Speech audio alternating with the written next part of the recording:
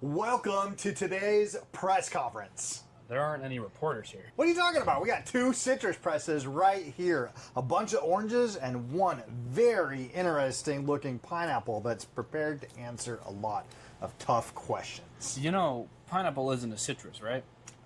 That's why this one's an independent candidate. Today we're going to be testing out both of these citrus presses right here. You can do oranges, you can do pomegranates, you can do pineapple, you can do lemons, you can do limes, you can do just about any citrus that's out there. But we're going to put these two to the test to find out which one is easier to use, which one actually gets more juice per squeeze, and which one is easier to clean. And we're going to be measuring these physical results. So this guy can't just pick whichever one looks most expensive. Ooh, let me take that one. So this press right here gives us a couple differences, although both of them are very similar. On this press right here, it gives you a cup, and another unique feature right here is it stops almost that much before the end, thus giving you just a little bit more to go. As if you were going to drop it, it stops right there. The theory is it's going to get every last drop out of it.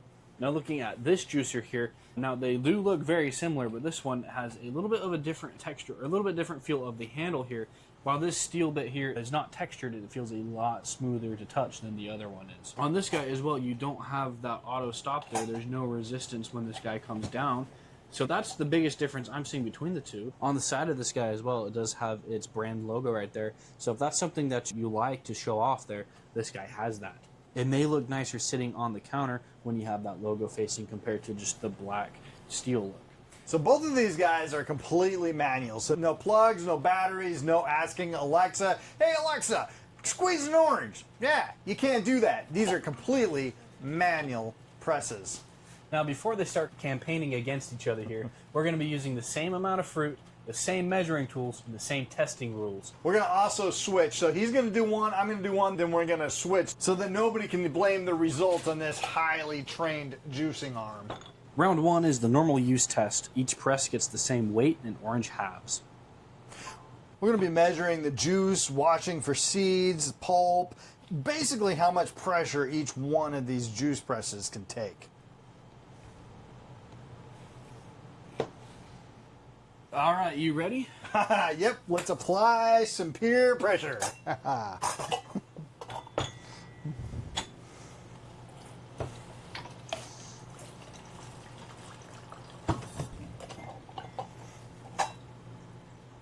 We're going to switch now.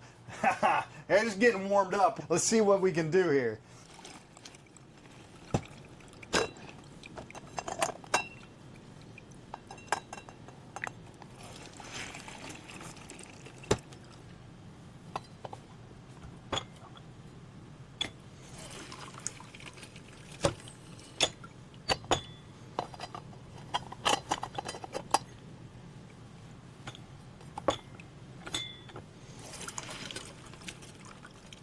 All right, after using both of these, what do you say you notice most?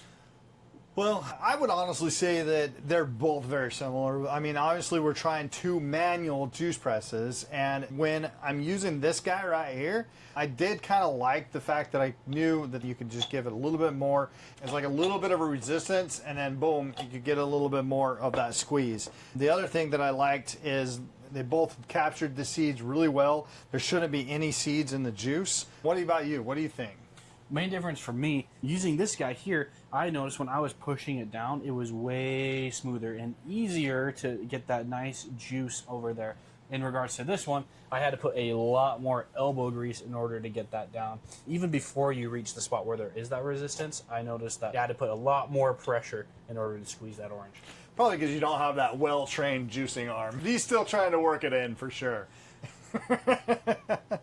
Across the board, they're very similar. The way they reacted, we just did like 9 oranges cut in half, the same exact amount of orange weight, so 1.53 ounces, and just a little bit over 1.5 pounds of oranges. So now the big question is, which one actually had more juice? Why don't we measure and find out? I'm just going to pour this in here so that we can kind of have a comparison factor, but I do like that you do have this juicy cup. And let's see which one has more pulp or anything like that, and also see if any had seeds. So here is our juice test. Isn't that interesting? Just looking at the eyeball test, what do you think? Which one actually pulled more juice? I don't know. I honestly don't know. So we're going to have to go to the exact science of measuring the cups. This cup measures right at 3 inches. This guy, ooh, not quite 3 inches. Super close though. We're looking at 2 3/4 quarters right there. I measure mine just to make sure because, I mean, eyeballing, they look almost exactly the same. This guy here did a whole 1/4 inch more of juice in that cup. Isn't that interesting? I mean, that could very well be the variant, and maybe one orange was just a little bit more juicy than the other. But with this press, it did seem that you were filling it up just a little bit quicker, but 1/4 of an inch more. I mean, if you're doing a lot of oranges, that could potentially add up on the juicing. However, now, my favorite part, 3 oranges gives you 3 inches about, right? Yeah. 3 oranges, 3 inches of juice, no matter what, you know, obviously the size of your orange juice. But bottoms up.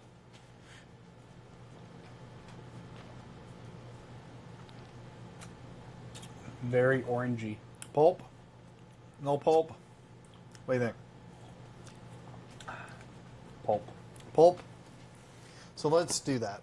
All right, here we go. So we're going to do the pulp test really quick. This one produced about that much pulp, and you can see there's a little bit of seed in there, but that's not very much. Most of the seeds are trapped in here that you're getting. And you can see that now this is completely pulp-free orange juice. Just depends on your preference, whether you like pulp or not. But that's about how much pulp that you're going to get in about 3 inches of orange juice right there. Now we're going to measure the pulp that comes out of this juicer here. So with this juicer here, it looks like it has less pulp that had come out there in the strainer. It could be just maybe the oranges we had were less pulpy than the other ones, or it could be that you're not pushing as much of that pulp through, because it does kind of look like a lot more pulp is collected here on the ends here rather than this other guy. It may have been shoved through when you do get that extra press. Lastly, we are independent pineapple. We're going to see how well this actually juices a pineapple.